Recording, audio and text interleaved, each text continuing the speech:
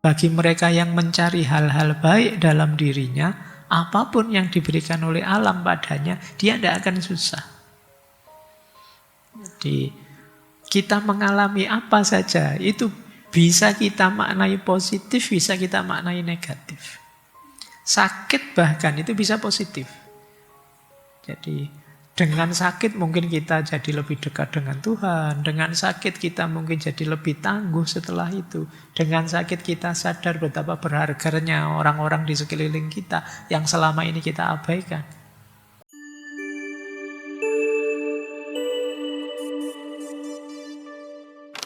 Assalamualaikum warahmatullahi wabarakatuh.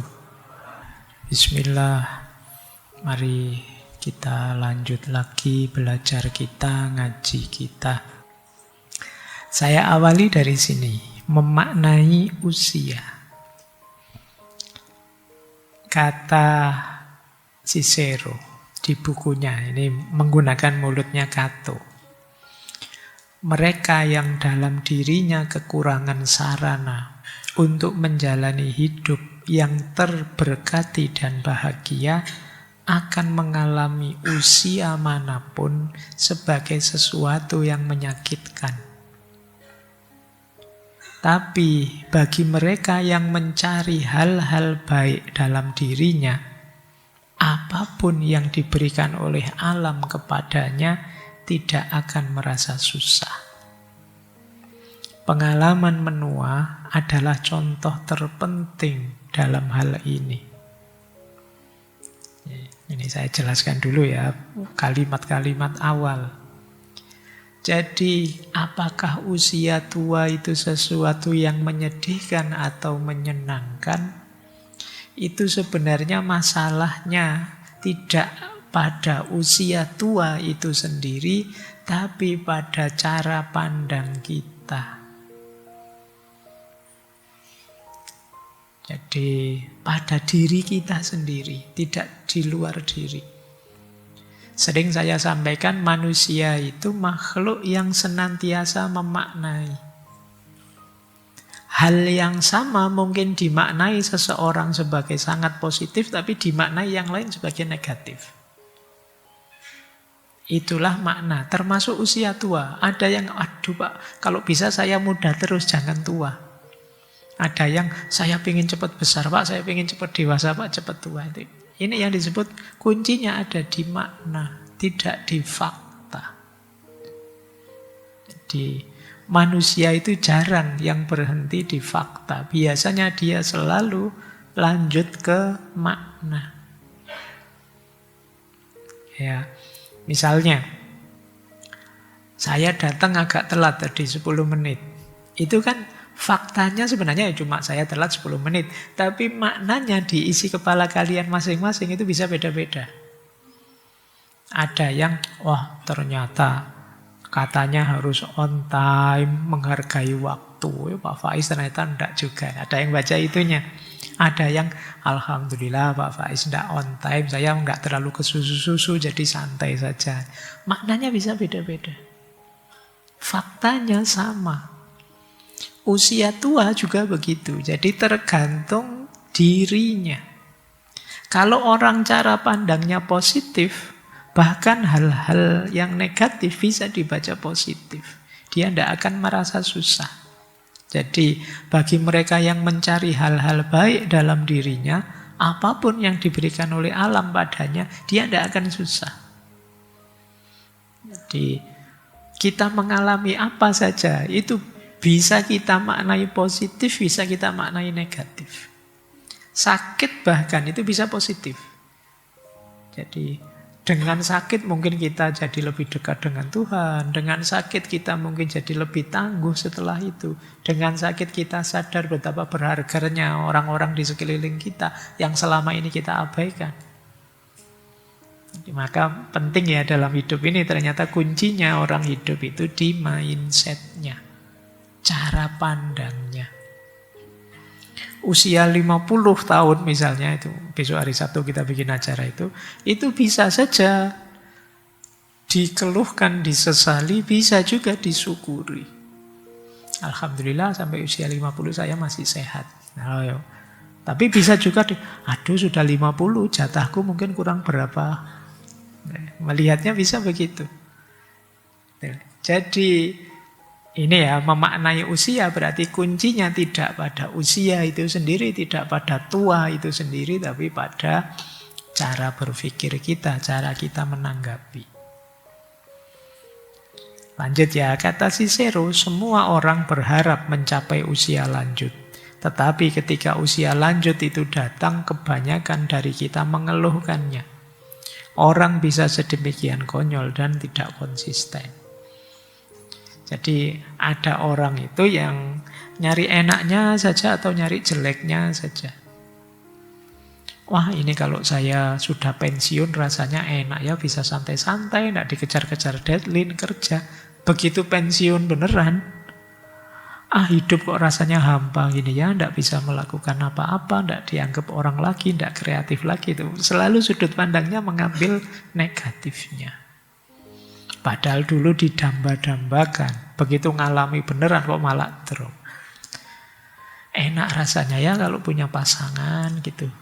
Apa-apa bisa berdua, bareng, tidak sendirian. Begitu punya pasangan, aduh jadi tidak bebas. Apa-apa harus, kan kita sering begitu. Kita selalu ngambil sudut tidak enaknya dan kesitulah pikiran kita menuju. Padahal enaknya juga kita alami, tapi tidak pernah kita anggap. Kita hanya melihat negatifnya. Demikian juga dengan usia tua. Maka nanti diingat-ingat buat kalian ya, kalau menuju usia tua, ayolah mindset kita kok kuncinya bukan ketuaan itu sendiri. Cicero melanjutkan begini. Kalau menjadi tua memang masalah sesungguhnya, maka masalah yang sama akan menimpaku dan semua orang tua yang lain. Padahal aku kenal banyak orang yang menua tanpa mengeluh, yang tidak kehilangan gairah sensual. Gairah sensual itu kenikmatan fisik ya. N bukan X. Ya X-nya termasuk sebenarnya. Juga tidak diterlantarkan oleh sahabat-sahabatnya. Lagi-lagi keluhan macam itu terkait bukan dengan perkara usia, melainkan perkara karakter. Jadi memang karakter orangnya saja sih yang mudah mengeluh, melihat negatifnya saja. Lagi-lagi keluhan-keluhan semacam itu terkait bukan perkara usia, melainkan perkara karakter. Orang-orang tua yang cukup waras, yang tidak mudah marah, yang ramah, akan menanggung pengalaman menua dengan baik. Akan menganggap tua itu anugerah. Tapi sebaliknya mereka yang kejam, mudah marah, tidak bahagia, ya mereka akan tidak bahagia pada setiap masa hidup mereka. Jadi karakternya orang saja sih. Kalau orangnya rela, ridho, ikhlas, mudah menerima apapun situasi kondisinya, ya dia akan bahagia. Tapi kalau orangnya penuntut dan pengeluh, apapun situasinya dia tetap akan menuntut dan mengeluh. Sudah diberi kenikmatan apapun akan tetap mengeluh. Kuncinya memang di karakter. Ada kalimat ini yang agak keras. Usia lanjut memang tidak akan terasa ringan kalau orang yang bersangkutan miskin. Loh, ini kan jujur. Bahkan orang bijak sekalipun, meskipun sebijaksana apapun, kalau miskin ya abot. Ya, jadi kata Cicero begitu. Tapi sekaya apapun, kalau orangnya sendiri bodoh, semua uang di dunia tidak akan membuat pengalaman menua terasa mudah. Oke ya, diperhatikan titik kuncinya ini. Jadi iya sih kalau miskin soro sih memang berat hidup ini. Tapi jangan dikira solusinya hanya uang saja. Karena apa? Bahkan kombinasi banyak kekayaan, tapi kalau plus kebodohan, itu jauh lebih berat. Jadi, kalau bisa ya kaya plus bijaksana. Miskin plus bijaksana berat memang. Oke ya. Tapi di bawah itu ada kaya tapi bodoh. Ini lebih berat daripada miskin tapi bijaksana. Apalagi sudah miskin, bodoh. Jadi itu paling berat sudah. Maka berarti apa? Kuncinya tetap yang paling parah karakternya, orangnya. Kalau orangnya konyol, bodoh, ya bahkan mungkin uangnya banyak, hartanya banyak pun ya dia tetap akan sengsara hidupnya. Kenapa? Dia tidak bisa menyikapinya dengan pas, dengan bijaksana, mengelolanya dengan pas, dengan bijaksana. Kalau orang miskin tapi bijaksana masih mending, masih bisa bertahan lah. Paling tidak dia bisa dihibur oleh quotes-quotes, oleh pikiran-pikiran. Pokoknya pasrah pada Tuhan. Dunia ini hanya penjara. Dunia hanya sementara. Mampir ngombe kayak gitu bisa lah selamat. Jadi masih lumayan. Tapi kalau sudah miskin bodoh ya innalillahi sudah. Baik, jadi berarti apa? Tua itu berat atau tidak, menyiksa atau tidak, menyusahkan atau tidak, kuncinya ada pada karakternya setiap orang. Jadi justru pertama-tama tidak di faktanya. Maka kalau kalian bilang, alapa pakai teori apapun kalau tidak punya duit ya tidak ada artinya. Kamu tidak salah, tapi kombinasi duit itu dengan apa dulu? Kombinasi harta itu dengan apa dulu? Kalau dengan kebodohan, maka hartamu bisa saja jadi musibah dalam hidupmu. Yuk, kita lanjutkan. Ini sebenarnya bagian-bagian awal sebelum ngomong pokoknya isu tentang usia tua. Ini alasan pokoknya. Nah ini nanti buku itu sampai belakang nanti menjawab 4 isu ini. Jadi kata Cato, ya ini Cicero sebenarnya, saat aku berpikir tentang usia lanjut, kudapati 4 alasan mengapa orang menganggapnya sesuatu yang begitu menyedihkan. Ketika dia mencermati, mengamati kenapa sih usia tua itu dianggap sesuatu yang menyedihkan oleh banyak orang. Yang pertama, karena usia lanjut menjauhkan kita dari hidup aktif. Tenaganya sudah mulai terbatas. Tidak bisa ini, tidak bisa itu. Sudah disuruh pensiun oleh masyarakatnya, disuruh minggir. Kita tidak bisa aktif lagi. Dan ini kan menyedihkan. Yang semula bisa banyak berproduksi, berkontribusi, menyumbangkan ini, menyumbangkan itu untuk hidup. Kemudian tidak bisa lagi. Itu mengerikan.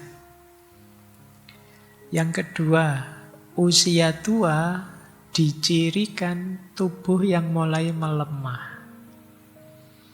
Nah, kalau di masa muda dulu itu tubuhnya kuat sekali, melekan kuat, kalian mau apa saja kuat lah. Tapi sekarang begitu tua, sudah mulai melemah. Kalau dulu waktu muda kalau ngerokok, bisa habis berapa itu.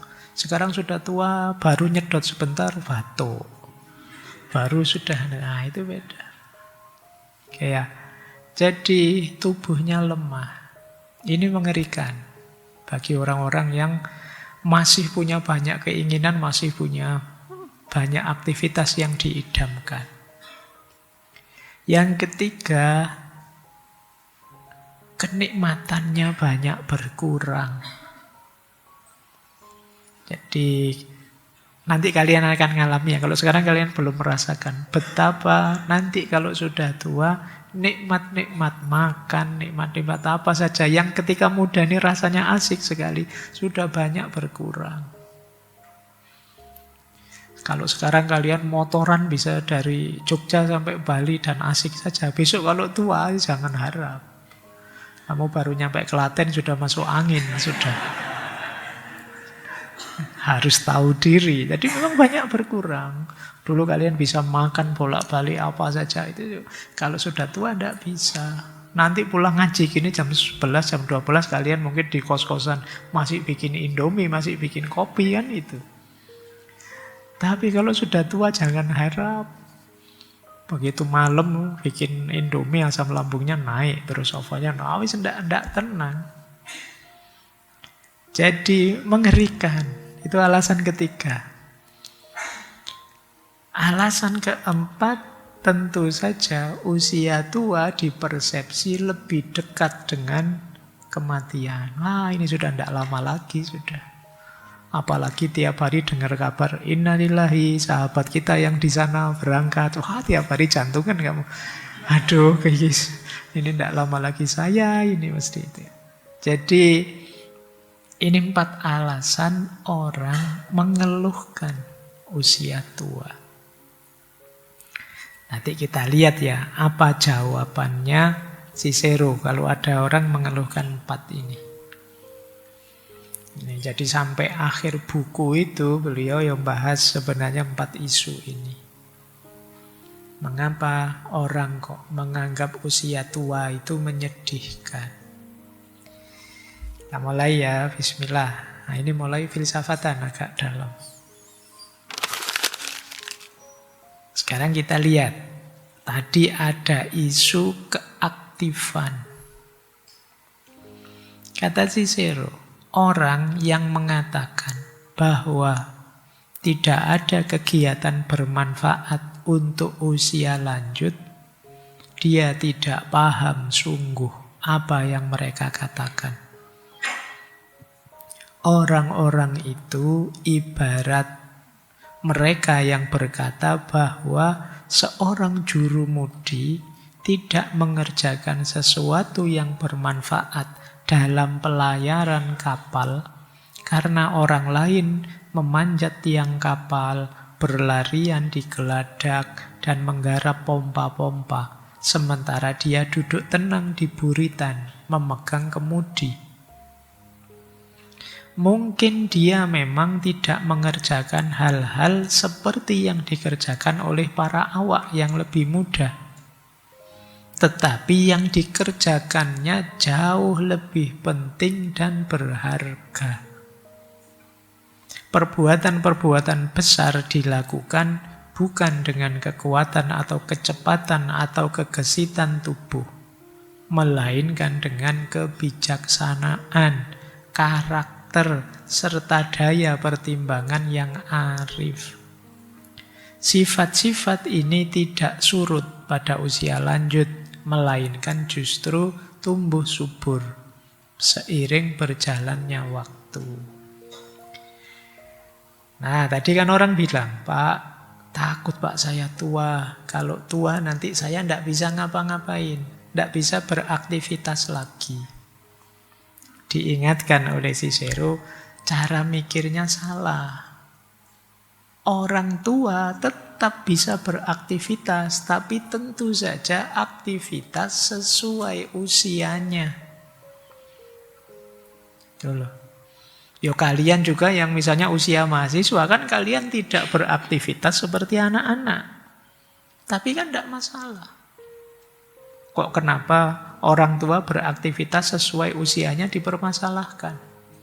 Jadi orang tua pun ya masih bisa beraktivitas. Bahkan, kata Cicero, aktivitas-aktivitas yang dilakukan orang tua itu biasanya karena nanti fisiknya agak menurun, justru aktivitas-aktivitas yang kelas tinggi, yang berhubungan dengan kebijaksanaan, kearifan, pertimbangan rasional.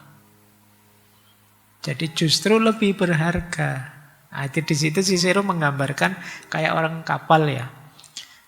Di kapal itu kan ada juru kemudinya. Terus ada banyak anak buah kapal. Anak buah kapal ini macam-macam kerjaannya dan memang kelihatan dia naik turun lari buka layar, nutup layar, kemudian wah itu kelihatan sibuk sekali, mereka aktif sekali. Sementara mungkin yang tua-tua tidak bisa seperti itu, ya biasanya diem megang kemudi saja.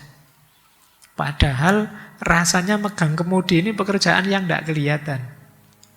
Karena tidak kelihatan loncat-loncatnya, tidak kelihatan jungkir baliknya. Tapi justru kuncinya di situ. Dialah yang mengarahkan kapal ini dikemudikan kemana.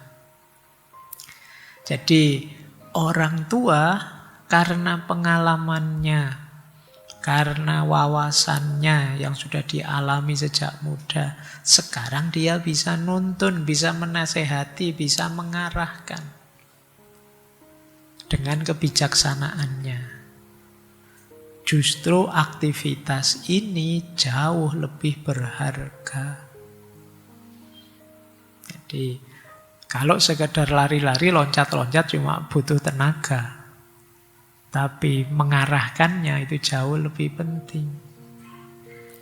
Maka kata Cicero, kalau ada yang bilang bahwa menjadi tua itu mengerikan karena kita tidak bisa beraktivitas seperti saat kita muda, itu persepsi yang salah.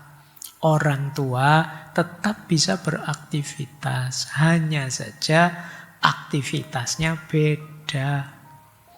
Beda aktivitas bukan berarti terus nilainya jatuh.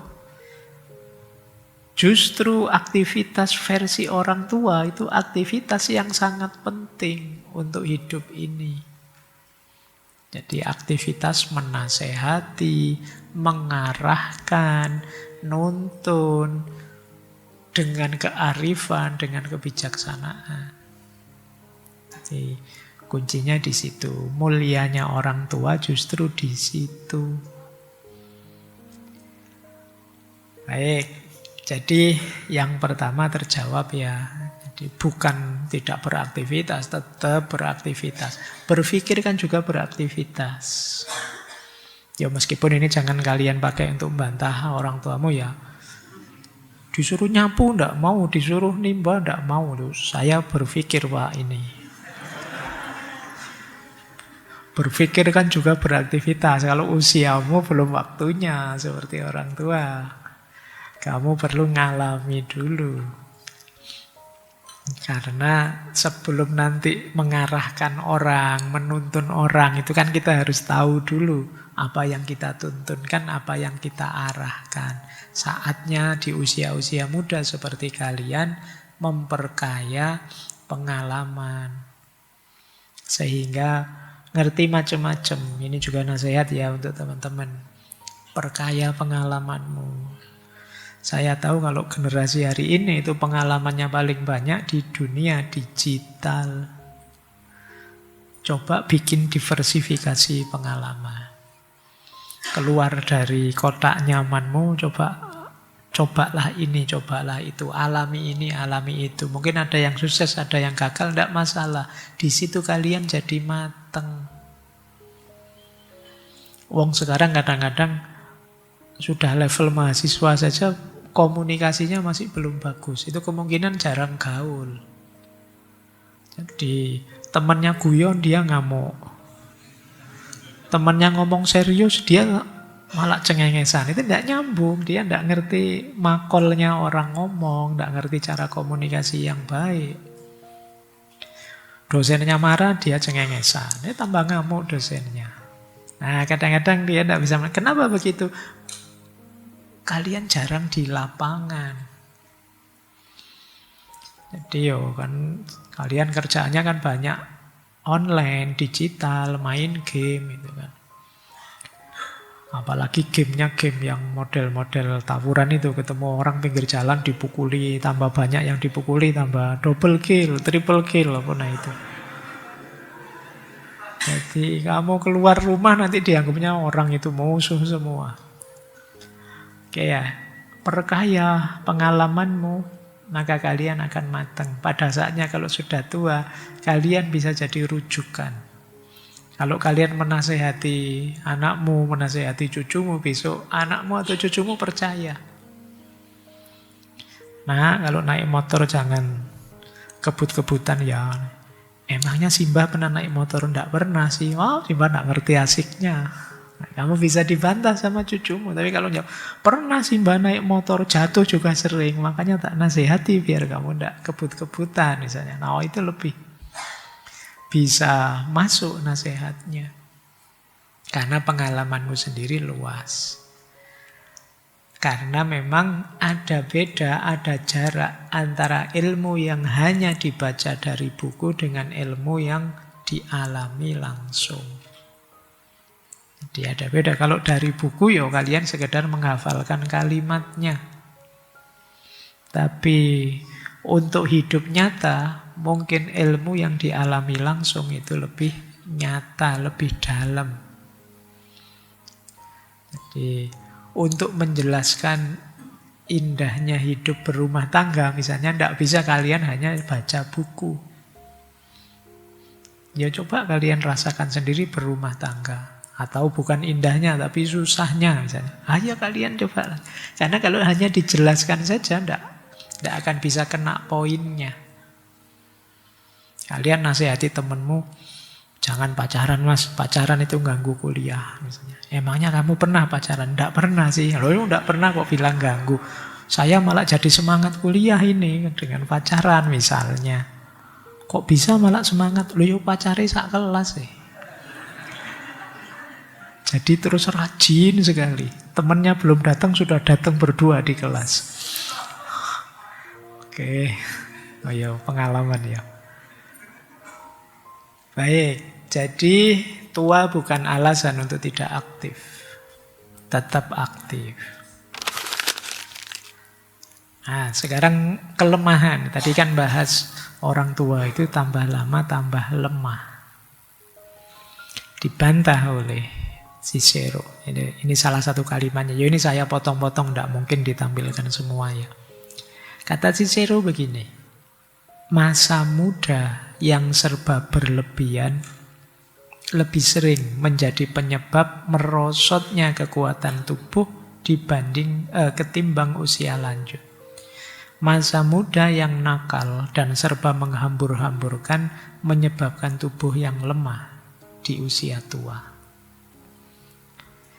Jadi kalau kalian takut, Pak, besok saya di usia tua kalau lemah gimana? Kalau ingin tetap fit di usia tua, mengelolanya sejak masa muda, sejak sekarang.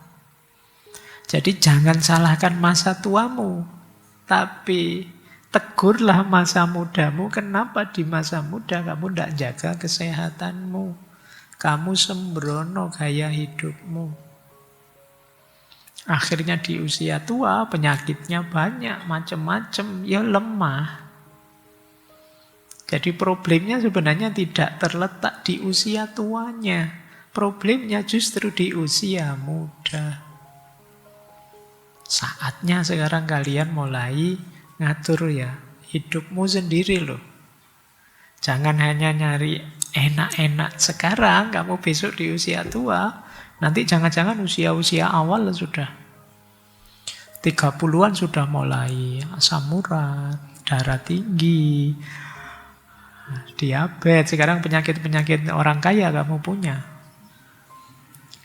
Kenapa begitu? Gaya hidupmu. Jadi orang kan takut tuanya. Sebenarnya bukan tuanya yang masalah, mudamu yang tidak terkontrol. Nah, mulai sekarang ya, ayo mulai peduli dirimu sendiri.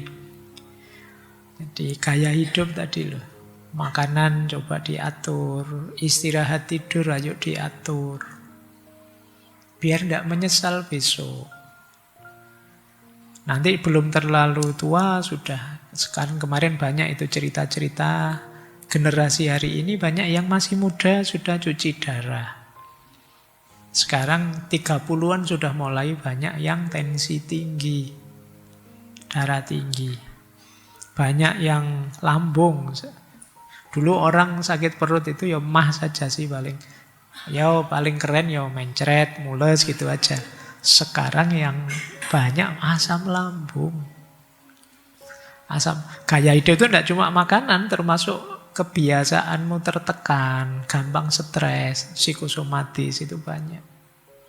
Itu juga masalah, sering overthinking, insecure, itu kan penyakit-penyakitmu. Itu juga ya bisa saja nanti di usia tua berefek. Jadi kamu mengkritik, wah orang tua nanti di masa tua lemah saya Pak, dibalik oleh Cicero. Ya problemnya tidak di masa tua. Problemnya justru masa mudamu sekarang yang sembrono. Tidak hati-hati. Dilanjutkan lagi oleh Cicero. Oke ya. Tapi katakanlah usia lanjut memang membuat kita lemah. Memangnya kenapa? Oh itu, ini sudah agak tinggi nadanya ini. Karena beliau ini kan saya bilang tadi nulisnya memang usia 62 sudah. Tahun depannya beliau meninggal. Nah, itu mungkin anak-anak muda yang tanya itu kan ngeritik. Orang tua memang sudah lemah itu. Nah, dia menjawab, katakanlah usia lanjut memang membuat kita lemah. Tapi memangnya kenapa?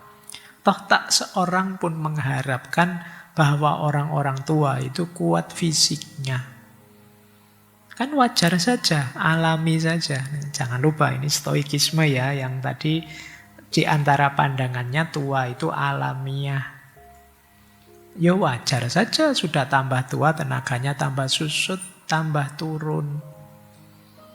Itulah mengapa baik undang-undang maupun adat kebiasaan mengecualikan orang-orang seusiaku dari kewajiban-kewajiban publik yang menuntut kekuatan tubuh. Kami tidak diharapkan melaksanakan tugas-tugas yang tidak bisa kami lakukan. Bahkan tidak pula hal-hal yang bisa kami lakukan. Jadi tua dan lemah itu alami. Memangnya kenapa? Bukan aib kok. Bahkan masyarakat juga tahu. Makanya kalau ada orang tua tidak diberi beban pekerjaan yang berat-berat, yang fisik-fisik. Dan itu manusiawi. Jadi kenapa kok kita takut kalau tua nanti jadi lemah? Itu bukan aib. Itu hukum alam, sunnatullah. Tidak masalah. Justru kalau ada orang ngerti orang tua kok disuruh kerja fisik, angkut-angkut yang berat yang dia tidak kuat, kita menyebutnya dia tidak manusiawi. Lah kenapa kita menuntut orang tua harus kuat?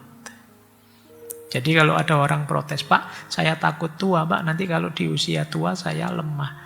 Loh emangnya meskipun kamu takuti, besok kamu jadinya tidak tua, atau kalau tua tetap kuat, kan tidak mungkin. Wong kita ini manusia biasa. Kalau bahasanya Imam Ghazali, ya itu sesuatu yang ijbari. Ijbari itu ya sudah memang kenyataannya begitu, takdirnya begitu.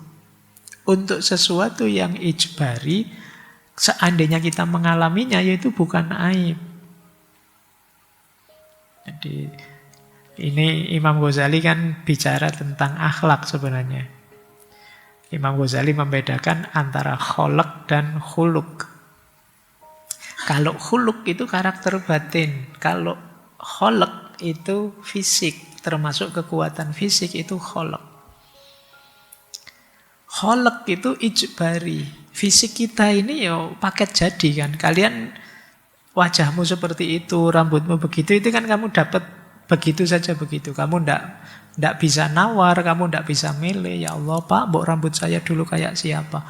Mbok saya dulu anaknya presiden Pak, bukan anaknya itu misalnya. Kamu kan ndak bisa nawar begitu. Makanya itu situasi yang ijbari. Kalau untuk sesuatu yang ijbari, ya itu tidak salah, tidak dosa, tidak aib. Jadi kalau kalian misalnya, Pak wajah saya kok tidak cakep, kok cenderung jelek ya Pak, tidak apa-apa, tidak dosa itu. Ngapain kamu mengeluh? Bukan aib juga. Wajah saya kok tidak seperti bintang film, Pak. Tidak apa-apa, ngapain kamu keluhkan. Itu sesuatu yang memang paketan sudah. Paket jadinya begitu. Jadi anggap saja itu ujian. Kalau masih berat ya, kalau berat sebagai azab ya ujian sajalah dari Allah biar kamu. Kalau diuji dengan wajah yang seperti itu gimana? Seperti saya bilang minggu lalu ya, tadi sebenarnya wajah jelek itu lebih istiqomah daripada yang cakep. Kenapa lebih istiqomah? Yo mudanya jelek, tuanya yo tetap jelek.